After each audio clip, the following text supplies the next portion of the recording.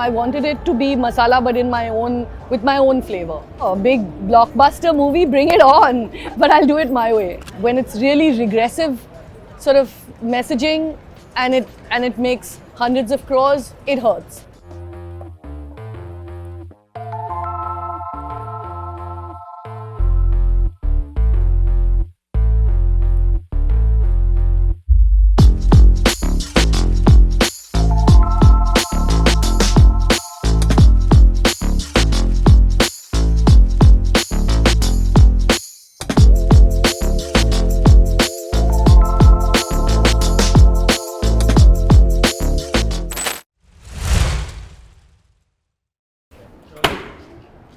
Kiran! Welcome to Film Companion. Thank you. And welcome back to TIFF. Hi. I'm going to take you for a little walk if that's okay. Oh, great. Good. Yes. I've been Get you out of this busy room that you've been at. I've been in rooms all day, so and we're just going to change. walk and talk the streets. Awesome. I actually want to rewind a little bit. Of course, TIFF is very, very special to you because your debut film premiered here. Absolutely. All those years ago, Dhobi Ghat. So, firstly, just take me through what memories it perhaps brings just walking these streets from all those years ago. Oh yeah, 2010 when I first came here, I had actually never been to an international film festival before. And TIFF, really Toronto comes to life when TIFF is It's a vibe. on. It's a vibe. The streets are alive, and we had, then it was a gala premiere, and we were screening at this old vaudeville theatre called the Elgin, and there were literally lines round the block on the street. It just felt so fabulous. We got out of the car and there was like cheering, and I mean, I think it was a dream debut for me, really, being at TIFF in 2010, and we were so loved by the audience. Yes. And really it made me feel like festivals are so affirmative and so rewarding for filmmakers, really. It's one of the reasons I feel all filmmakers should have that experience, because audiences like the Toronto audience really come to love your film. They want you to succeed. There's a sense of People are community. just so kind as well over Absolutely, here. I've really been here 24 hours and I'm just so taken in by the kindness of the people. But like you said, you got so much critical acclaim then. I'm curious to know, wasn't the instant temptation not to just want to jump back onto the next set that you could? Why the long gestation period? It wasn't intentional, Sneha, at all. The first film, when I wrote it, it took me a while to write, but I drew from personal experience. It was something that I knew very well. Okay. And when you're writing your second film, it's always a challenge, because you want to challenge, you want to push your boundaries a little bit. You want to flex a little more. You want to take risks, You want to explore all the genres that you wouldn't otherwise. So I was looking, I was writing, I was of course producing. I was part of Mami, and we founded Pani Foundation. So I've been doing non-profit work, quite apart from raising my son. But the writing just never was at a place where I felt like this is what I want to do next. There are lots of projects now, in fact, that I'm going to be doing after this, which are a result of that writing. Excellent. But, that's good news. Yeah. But I think it was, I don't know, if one believes in fate and destiny, when it came along, I knew that was the right one. I mean, this was the right one. That Two Brides, which is now called Laapataa Ladies, would be the right vehicle for me to sort of explore lots of things that I want to as a story, Did you also get a sense of how much you've evolved as a filmmaker? Did you find yourself doing things differently on this set? Yeah, absolutely. I mean, for me, it was a little bit of jumping in the deep end, because it had been a while since I directed. I've done some commercials in the middle, but it was also, for me, a huge learning curve. It's a film that is, a roller coaster ride, really, a journey film with so many characters, building a world which is, a rural sort of setting, which I'm not from immediately. And it's comedy and it's satire, and there are songs. Yes. So in that sense, it really, as a director, it really challenged me, and it was one of the reasons I was more attracted to it, because I don't think, I think when you have an entertainer and you're speaking to people from your heart, you're appealing with the sort of disarming quality that comedy has, you can still, go deep. You can still, say things that possibly are not as easily accepted or as easily heard if you don't do them through this vehicle, which is fun and and I have so many questions really yeah. about all of that. I also just want to talk about the highlight for me was also just the love story between Phool and Deepak. You made it was just so tender. It kind of takes me back to this conversation that I had with Konkana Sen Sharma, where she sort of highlighted to me just how narrow our focus usually as an industry is with who is and what is allowed to be desirable. Right. And in the moments with the two of them, you really managed to shift that needle. How did you go about just building their little world? It was a hugely joint effort in that Biplab had written a story that became a wonderful blueprint that we started out with, because, 70% of our screenplay is what Biplab had originally written, which was the script that Aamir found at the, read at the Sinistan script writing competition. And tonally we wanted to change it, but a lot of the ideas were already sort of there in that very first story. And then when we brought Sneha on, we knew we wanted to make it, say all those things, but make it a little bit more of a ride, make it a more a fun experience, So the balance was really important to us. It was important that it be at all times entertaining, it be sharp in its, sort of in the dialogue, in situational comedy, in emotion as well, and at the same time, subtly leave those breadcrumbs for you to follow and pick up, because that was the idea of the whole film. It really does all of that, and I've picked up on so many little breadcrumbs that I will ask you about. But I also want to talk about the casting, and I don't mean just the primary cast. I mean every single character, whether it's Chutney Man or it's that assistant cop that says, "Sir, majak like karte." This is not a world you're familiar with. So talk to me about fleshing out these guys that just stay with you. And you credited Chutney Man, and I'm like, We used to call him Rakesh because our first AD was Rakesh. But then when we were making the credits, I was like, nobody except us knows his name is Rakesh. He's Chutney Man. But talk to me about just creating these guys that are just so lovable and real. Yeah, I mean, so much credit goes to Sneha, who has such an innate understanding actually of human, character, of desire, of how relationships work and how society works. So she's actually, as a writer, she has her finger on a lot of of the subtle things as well. But she also broadly understands writing and dialogue, because she's coming from theatre. Every line has its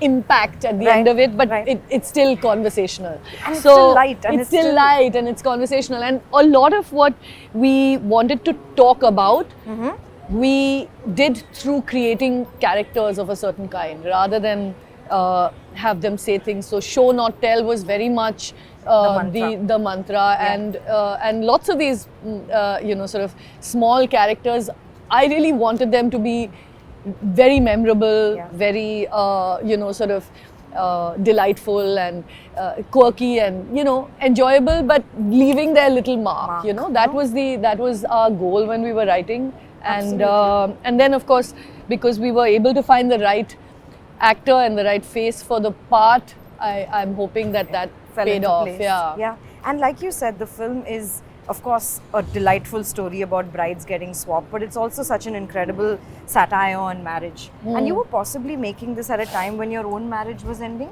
Was that did that mind space sort of seep in at any point during the filmmaking? Lots of the issues that we tackled, we've all in some way experienced. I personally have had I've been very fortunate, because all my relationships have never had sort of trauma, and I've had very loving relationships in my life, and continue to have them. And honestly, it was like you said, the idea was to show how within constructs of marriage, within socially normative relationships. You can still find your freedom. You can still find who you are. You can reach for something that fulfills your potential, and I've experienced that myself. Continue to have a wonderful relationship with my producer and ex-husband. I continue to be supported by both my family and Aamir. So I've never, in that sense, I feel it's all possible. And one of those, this film wants to convey that and wants to, kind of make you not throw out the baby with the bathwater in that sense. So, society and relationships are very, very important to both, to all of us. And wanted to show how that's and there's that possible. beautiful line that says that finding happiness when you're alone is hard, but when you do, no one can trouble you. Is that also cathartic in a sense for you? Absolutely. I think it's, one of the big takeaways of the film for me. I feel if we are able to, in some way, be happy with who we are and perhaps it's not about being alone or living alone necessarily, but making peace with ourselves and loving ourselves, whether you're a woman or a man. If you're able to do that, she says, koi tumko taklif nahi pahuncha sakta, because deeply you are, if you accept yourself, you are in some kind of at peace with yourself. So that was one of my favorite lines actually of the film. And it really stayed with me. And I want to ask you, like, when so much of your personal life is up for public consumption, how do you sort of mute the world and really focus on the things that matter to you? Because I feel like you do that very effortlessly. Perhaps it's because I don't really engage with social media very much at all. Good. Kids, listen. I sort of doggedly go about my life the way I've always done, which is I have all the relationships that I've always had with people. I like to live a so-called regular life. I want to walk down to the local, bhaji wala. I want to have my life. Absolutely. If you're anywhere around Bandra, you'll see me on the streets. And I think people. So pyaz ka price, But that's Indeed. so interesting. Yeah, that's another conversation only now with the pyaz. Yeah, but that's those kind of freedoms were something that I didn't want to lose. I feel this idea of fame or being, sort of part of a culture of consumption, of like what's happening, who's doing what, are things that don't appeal to me, honestly. I'm very excited by my work. I'm very excited to see other people's work. And beyond that, I'm actually not that interested myself. So, what's your relationship with fame? How do you react walking down the streets? It's lovely that, when people, because if you see me interacting with people, I don't have a problem giving people pictures or meeting them, because I genuinely feel love from people. People connect with me and would want to, interact with me, and that's great, that's fine. I'm not that famous that, the street shuts down. So it's never such a problem for me, and I like interacting with people. I'm a social person, really. Got it. So, it's never been something that's bothered me. I suppose people, love being famous and all of that. I think if I could do it through my work, that would be great. But but otherwise it can often for some people be a bit tiresome. It's not for me. Yeah. But you have also seen really giddying success as a producer with, say, a film like Dangal, for instance. Does it ever sort of make you want to go full-blown big Bollywood? Oh yeah, I've thought about it, and I feel like I would love to, if the right script comes along and the right subject comes along, I feel like why not? Because I feel like I would love to push that boundary as well, because with this film, I knew I wanted to go wide, I knew I wanted to appeal to more people, but I wanted to do it my way. I wanted to have, the language of cinema that I know and that I like, so while Biplab's story was fairly sort of art house and realistic, and Sneha's screenplay was quite masala. She writes for the, giving you the bang for the buck. Yeah. But I wanted to pitch it somewhere in between that, I wanted it to be masala but with my own flavor, so to speak. So, yeah, sure, big blockbuster movie, bring it on, but I'll do it my way. There's this other breadcrumb that you dropped along the way where you talked in the film about how it's not shameful to be a fool, but being proud of being a fool is shameful. And you've also talked about how it really irks you when like really bad films make big money. Yeah? So I want to ask you, where do you get the gumption to keep pushing through in a world when we often celebrate, or rather in an industry where we often celebrate mediocrity so much? Well, I suppose all filmmakers set out to make good films and set out to do. The intention is often great. Yeah. But somewhere I feel we, obviously so much has changed in terms of the market. Or the audience now has so many more options, and you're reaching for all kinds of, attention when you're making a film. So, I suppose when it's really regressive sort of messaging and it makes hundreds of crores, it hurts, because you're like, you had the opportunity and you could have pushed the needle in some direction and you didn't. So those are the things that sometimes bother me. Yeah. Having said that, people have to, every filmmaker has their goals and they want to do what they do, but it would be really nice if the big films, if the films that we sort of audiences love and earn lots at the box office, were also doing some of that important work for us, which is building our society in a more positive way, not stereotyping people, in fact, sort of breaking some of those regressive ideas down and, sort of in some way opening up those conversations, or at least their portrayals were more sensitive, perhaps. So, I'm not saying all films do that, or all big films are not good, but it would be great if we had more success of films that have better messaging, in a sense. Having said that, films are not for, necessarily for social change. People watch films for entertainment, and that's why we set out to do this purely as an entertainer. We want people to go home having had a great time.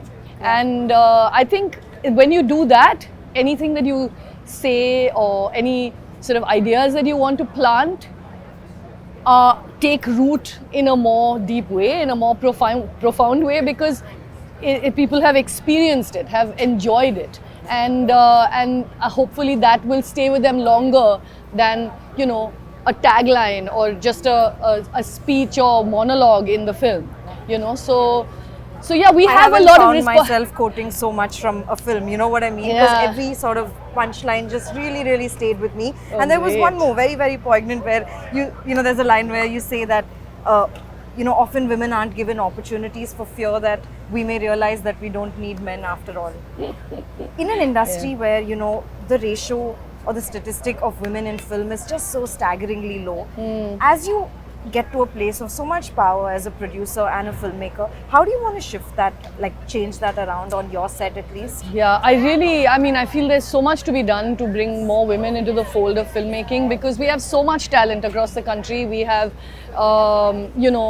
voices that we really need to amplify, and often it's not because men have funding and women don't. There's generally not that much funding to support new talent, to support even late bloomers, women coming after they've had their kids, women who would otherwise have been, housewives perhaps even, who have talent and who want to be part of the industry. And we need to create systems, we need to create funding, we need to create spaces that are safe for women to engage in the film industry.